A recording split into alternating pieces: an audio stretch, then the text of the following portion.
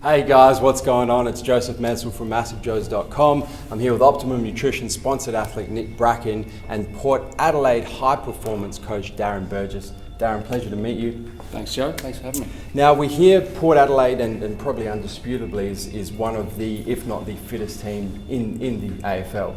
Apart from training protocols and that sort of thing, what role does the sports nutrition play in getting the club to that level? It's a really important role. We sort of think we're a little bit sort of innovative with our nutrition, and we cycle in certain macronutrients into the boys depending on their competition level and their training status and their position that they play. So it plays a massive role both on game day and the week leading up to each game. So yeah, we put a high priority on our nutrition and certainly through the use of you guys, through the use of Optimum, that really helps us out a lot. Yeah, sure. So in terms of protein, carbohydrates, is there any kind of timing of protein? Do you get it post-workout? Do you get it pre-workout with carbs? Do you have them before training, after training? How do you go about planning macronutrients throughout a training period? Yeah, we so pre and post-workout we'll have a good protein hit within sort of half an hour of before the workout as well as after the workout. We also have that pre and post matches, which we think is a nice way to start the repair process that happens during a 2-hour game that our guys go through. So we with carbohydrates we cycle those in and out. We'll train some guys very low carbohydrate in order to sort of maximise the adaptations and get them used to training in a sort of starved environment, and but then we'll load them up with a bit of carbohydrate and caffeine afterwards to help the transport into the system. So there's a few little tricks that we'll do, a few that I won't tell you about on camera, but a few little tricks that we'll do to try and sort of help the guys get their maximum gains and help us perform well on game day. Yeah, absolutely. Now to feed off that, Berjo, you've been a part of many amazing clubs, namely Liverpool, the Socceroos. How does Port Adelaide or a general elite AFL athlete compare to, say, a soccer player? Compares really favourably. The AFL guys have to obviously be a bit stronger upper body wise because there's a lot more contact in AFL. Our AFL guys run a little bit further, not much further. The soccer guys run about 12 to 13 Ks in a game. The AFL might be around 14, 15.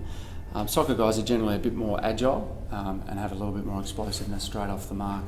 But the AFL boys are the best all-round athletes that I've worked with. So you could actually put an AFL athlete into any sport in the world and they could almost adapt to it accordingly? Or? Absolutely, yeah. The big thing about AFL is it's both hand and foot skills, whereas soccer players just foot skills. Yeah. So that's where AFL guys are really, really talented, skillful and fit.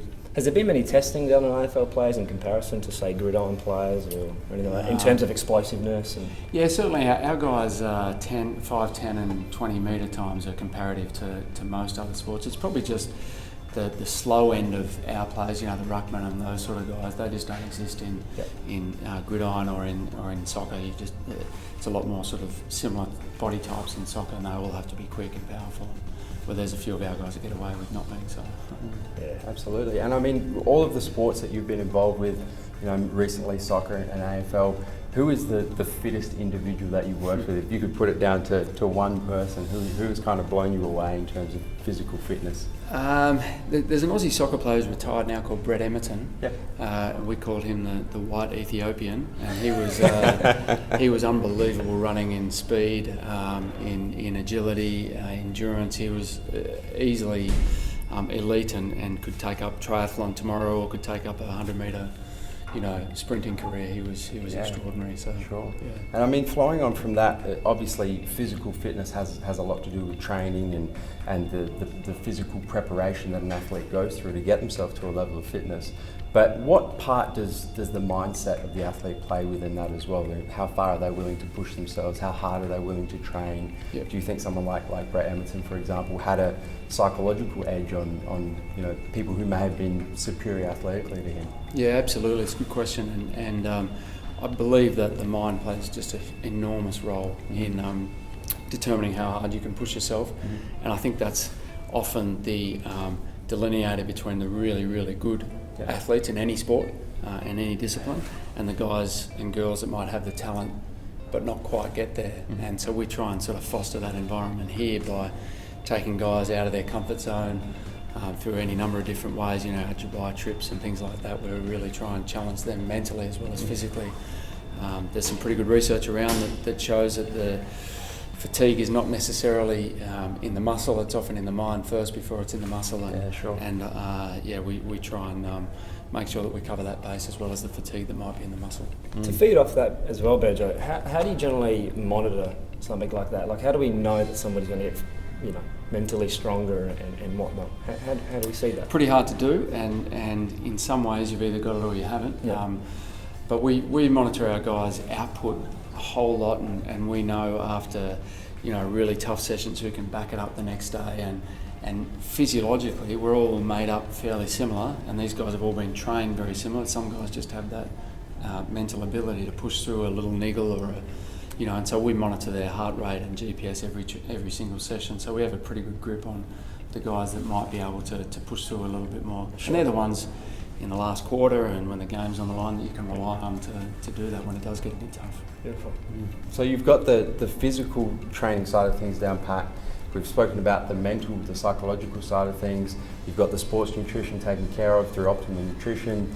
What's next? I mean, what is the next frontier in physical conditioning for athletes? I reckon it's we call it, you know, the 22 hours that you're away from training. It's being able to spy on the players when they're away and see what they do. So you can do that indirectly just through things like sleep monitoring, and I think that's a really important area. There's a lot of sort of, I guess, sexy sports science, but for us it's sleep and nutrition in terms of recovery. And so if we can really monitor our players' sleep a whole lot better than what's currently available in terms of the technology, I think that's the next big step in making sure that the players are ready to go on game day. For sure. So you might be checking into Facebook and Instagram. Yeah, we do that under different aliases and things like that. Absolutely. Well, at Liverpool, we had some heart rate monitors on guys. Some of the South Americans love to play like Call of Duty and things like that, but they'd do it at midnight. Yeah. And so I'd put a heart rate monitor on them, and the unbelievable amount of stress that they're going through the midnight the day before a game. So you can do it indirectly, but we certainly have ways of finding out what they're doing at night time. So. Yeah. Well, there you go. Berjo, pleasure to meet you. No Some worries. pretty cool insights from the head of high performance at Port Adelaide Football Club. All the best for the season. Cheers. Ta. Thank you. Cheers, Berjo. Cheers. Thanks.